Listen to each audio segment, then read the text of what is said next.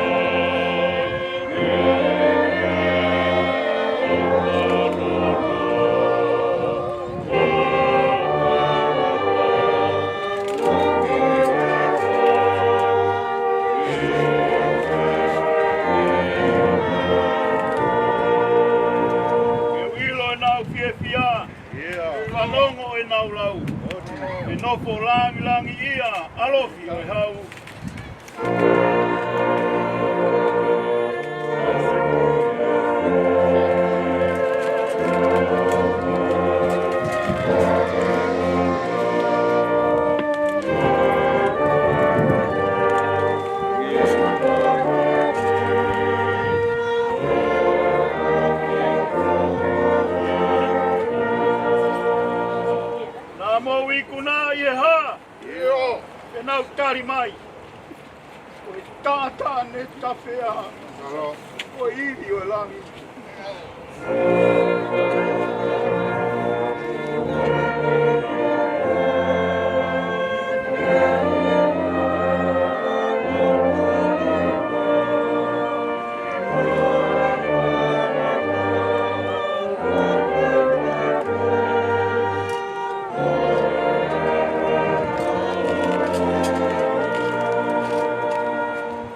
Mauloto, Kuape, Matafonua, Soakai. Fakahaele here on. Resurrection assure the life is strong. Then the death. Jesus has never been raised dead from the God power, which proves that death will not break this life that we ever live and break forever. Then we might despair the resurrection and life forever convinced that outlive the grave. And Jesus said, wow, koe toi tu me moui. Koe a mu le tui ka te au, a mate ia, me moui pe ia. Matafonua, Kuihaua, Mai, Aru.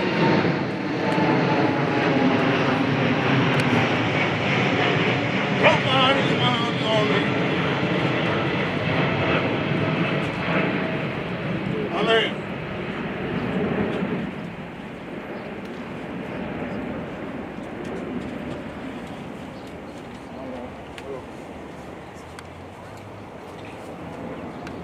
Oe tangata ko whanau e whiwhine o whanau nau e mo ui. Pea ko whanau i he mamahi. Ko kune topu hange pea tu ose o hange hawhisi a kau. Ko kune more o hange ha ata. Pea kui kai au pito hane tu mau. Ko tonga ai mo ui o kua mate ki tau tolu. Me te maungalo ki a hai, ke kumi toponi, ki kai koe a piona pe. Te ongo kua mau whakatopu ho hau to tonu, a ke maungahi anga hala. Kai oa e tukuange a ke mau tolu eiki, oa. E o tua maoni oni, i ange pau. Oa e eiki mafi. Oa, e whakamo ui maani oni kai alo ofa. E oa nā ta opi o poponga alo ofa. Me e maungahi lotu. E whakahao whiki mau tolu e a fiona. Ai eiki maoni oni ange pau. Ai o tua mafi. Ai whakamo ui maoni kai alo ofa. Ai whakamau motu taha o i tātiti. Oa, ke le tupu ke mau hinga pia te koe. Iho mau hoa whakamui. Ko hi kua mamahi o e mate. Koe mea i he whinangalo he o tua mafi. E ui ange lau maari e si o tau toko ua kua hikini. Koi au tau tuku hono sino ki he whanua. Ai kele ki he kele. Ai e fu ki hef. I he ilo pau. Ai longa ki nau tolu ko pekia i he iki. Te nau toi tuu. Ke mui tangata. I he eiki ko tau whakamui. Ai a tene liliu a sino e tau moulaloani. Te alaanga mono sino langi ia ona. E o ngoi hale o mehe langi na pehe mai. Tohi. Iliani o monu ia. Ai pekia i he iki. Te au folofola e lau maali e. Io. Koe uhi te nau malolo. Pehe nau whakaongo sia. Ki tau lotu.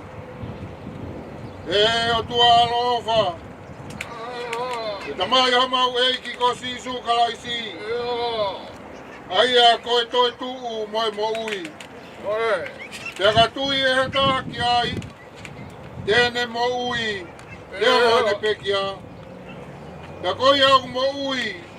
Ko tui pik tai kia te ia. E i kai tēne mate tai ngata.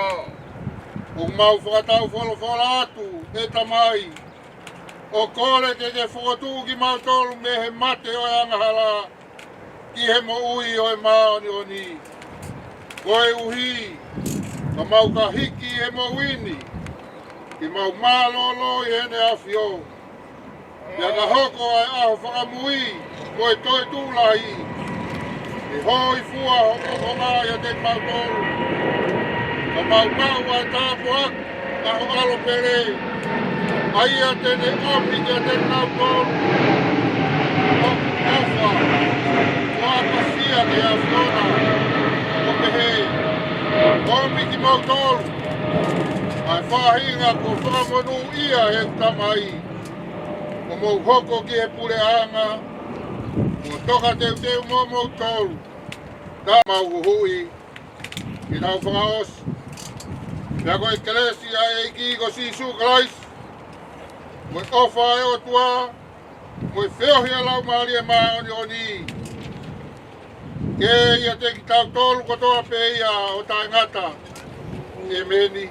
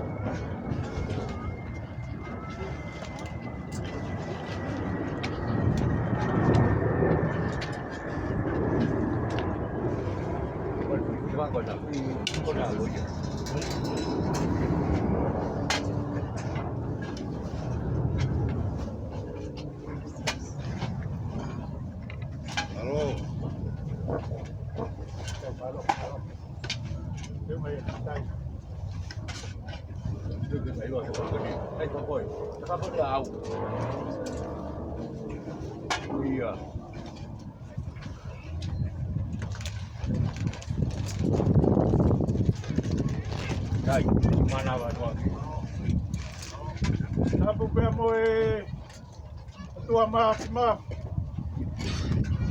Une api tau lotonga. Tapu ki kere koini. Kamagi na tolu tatoka e Fotu. Tapu ki whanau aho weki. Kope.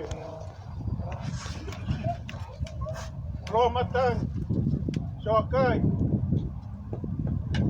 pare Matapure, Matapuke fahu, pae pakalangi-langi ahon, Matapuke ulumutua, Matapuke uitou, kamai whanau, Matapuke kau tauraeki, tau Fakahaele kai polau koini a koini. Matapuat maaf. Kotoa e family.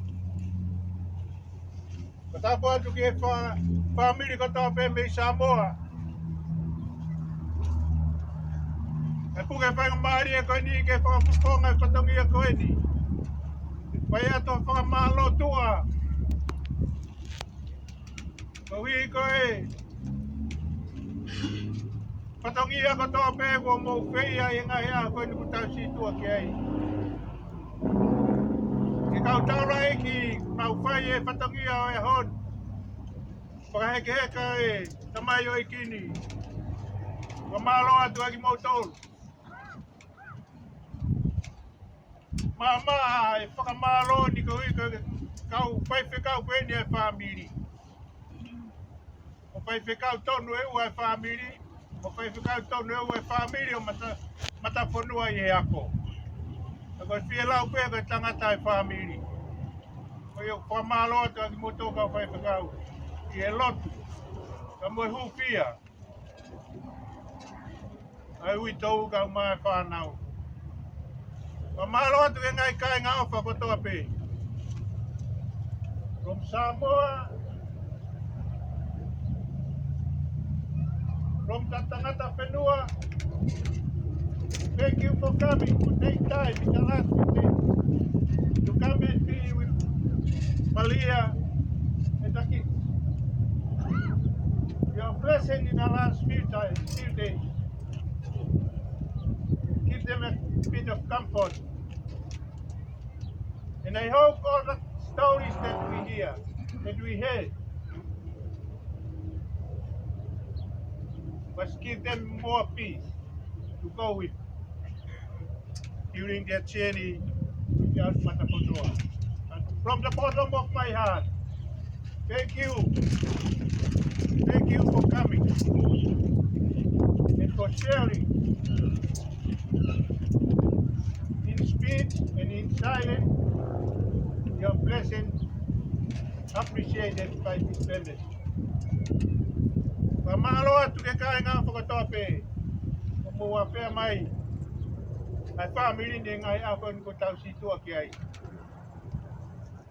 Ahoni o ku angi ki o no matangi. Ko matangi maari e penia ke porau ki e wani.